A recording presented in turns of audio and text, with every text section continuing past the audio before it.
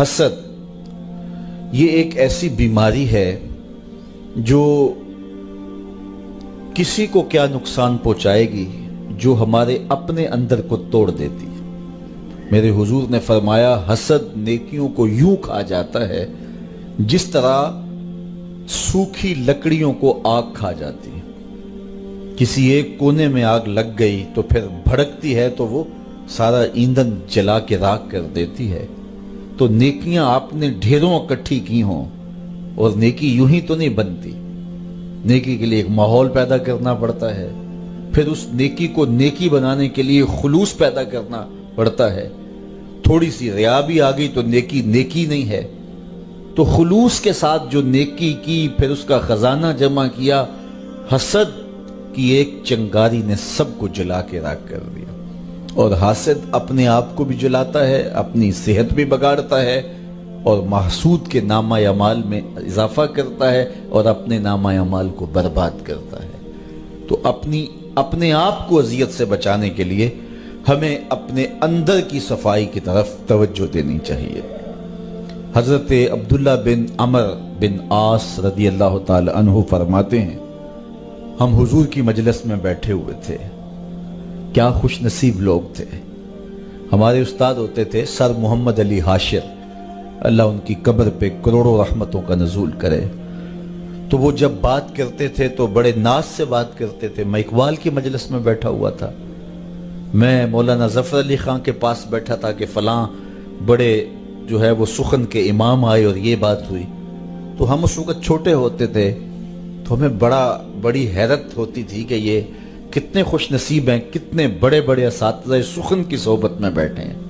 تو یار جو اقبال کی صحبت میں بیٹھا ہے، جو مولانا کی صحبت میں بیٹھا ہے، وہ تو ناز کرے۔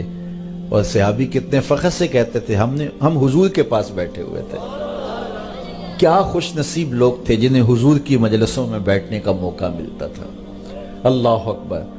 تو کہتے ہیں حضرت عبداللہ بن عمر کہ ہم حضور کی مجلس میں بیٹھے تھے کہ حضور نے فرمایا جنتی دیکھنے کا شوق ہے؟ تو سب نے کہا حضور کیوں نہیں؟ فرمایا دروازے پہ نگاہیں جما لو، جو پہلا شخص مسجد میں داخل ہوگا وہ جنتی ہوگا۔ اب کہتے ہیں ہماری نظریں دروازے پہ لگ گئیں، انتظار تھا کہ کون خوش نصیب ہے کہ جو آئے اور حضور نے اس کے لیے بشارت دے دی ہے کہ وہ جنتی ہوگا۔ ایک بوڑھے بزرگ آئے، تازہ وضو کی وجہ سے ان کے آثار وضو چمک رہے تھے، داڑھی پر تازہ پانی کے آثار تھے، جوتا انہوں نے بائیں ہاتھ میں پکڑا ہوا تھا اور مسجد میں داخل ہوئے۔ اگلا دن آیا تو حضور نے پھر فرمایا جنتی دیکھنے کا شوق ہے؟ ہم نے کہا حضور کیوں نہیں؟ فرمایا دروازے پہ دیکھو، جو شخص بھی مسجد میں اب داخل ہوگا وہ جنتی ہوگا۔ ہم نے دیکھا تو وہی بزرگ تشریف لائے، تازہ وضو کے آثار چہرے پہ تھے، جوتا بائیں ہاتھ میں پکڑا تھا۔ تیسرے دن حضور نے پھر فرمایا جنتی دیکھنے کا شوق ہو تو دروازے پہ دیکھو، جو پہلا شخص اندر داخل ہوگا وہ جنتی ہوگا۔ کہتے ہیں جب نظریں دروازے پہ جمی تو وہی بزرگ نمودار ہوئے اور حالت بھی وہی تھی۔ کہتے ہیں کہ جب مجلس اختتام کو پہنچی، لوگ گھروں کو پلٹے تو میں اس بزرگ کے پیچھے چل پڑا۔ میں نے کہا کہ بابا جی میری والد گرامی سے کوئی شکر رنجی ہو گئی ہے، تو میں کچھ دن تمہارے ساتھ گزارنا چاہتا ہوں، تو کیا مجھے آپ اپنے ہاں رکنے کی اجازت دیں گے؟ انہوں نے کہا آ جاؤ کوئی بات نہیں۔ وہ مجھے اپنے گھر لے گئے۔ کہتے ہیں میری لالچ یہ تھی کہ میں دیکھوں کہ یہ عمل کون سے کرتے ہیں، کہ رسول کریم نے فرمایا جنتی دیکھنا ہے تو دروازے پہ دیکھو۔ تینوں دن یہی دکھائی دیتا رہا، تو میں اس لالچ میں ساتھ تھا۔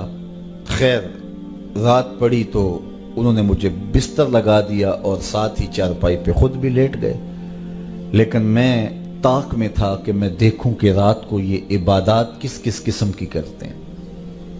تو بظاہر تو میں لیٹ گیا اور سو گیا، لیکن میں جاگ رہا تھا اور میں اس طاق میں تھا کہ ان کے معمولات دیکھنے۔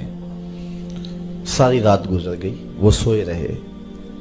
ہاں ایک عمل میں نے ان کا دیکھا کہ جب وہ کروٹ بدلتے تھے رب کا نام لیتے تھے، اس کے علاوہ کوئی معمول نہیں تھا۔ صبح اٹھے، میں بھی اٹھا، فجر پڑی، سارا دن معمولات میں گزرا، باغ میں گئے، گوڈی کی، کھجوریں توڑی، جو بھی معمولات تھے ظہر پڑی، کھانا کھایا، دوپہر عصر ہوئی، مغرب ہوئی، اگلی رات ہوئی تو پھر میں طاق میں رہا. شاید کل میری وجہ سے اپنے معمولات انہوں نے ترک کر دیے ہوں.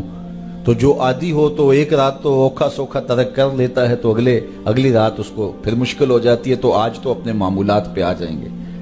طاق میں رہا لیکن پھر اسی معمول میں کہ ڈٹ کے سوئے، کروٹ بدلتے ہوئے رب کا نام لیتے رہے. تیسرا دن پھر یوں ہی گزر گیا اور رات پڑی تو پھر وہ سوئے. تو بس معمول کی نیند، کروٹ بدلیں تو رب کا نام. جب صبح اٹھے، ناشتے پہ بیٹھے تو میں نے کہا میری ابا جی سے کوئی لڑائی نہیں ہوئی تھی. میں صرف اس لیے آپ کے پاس آیا تھا کہ میں دیکھنا چاہتا ہوں کہ آپ عمل کون سا کرتے ہیں، کیونکہ رسول کریم نے ارشاد فرمایا کہ جس نے جنتی دیکھنا ہے دروازے پہ دیکھو، اور 3 دن آپ ہی دکھائی دیتے رہے. تو میں یہ دیکھنا چاہتا تھا کہ آپ کے معمولات کیا ہیں، لیکن شاید آپ نے میری وجہ سے اپنے معمولات ترک کیے رکھے. تو وہ بزرگ فرمانے لگے، نہیں اے عبداللہ، میرے وہی معمولات ہیں جو تم نے دیکھے. تمہاری وجہ سے میں کوئی معمول ترک نہیں کیا، یہی میرا معمول زندگی ہے. لیکن تم بھی جستجو میں آئے ہو، شوق میں آئے ہو. میں تمہیں بتا دوں کہ میرے پاس عمل کون سا ہے جو تم دیکھنے آئے تھے.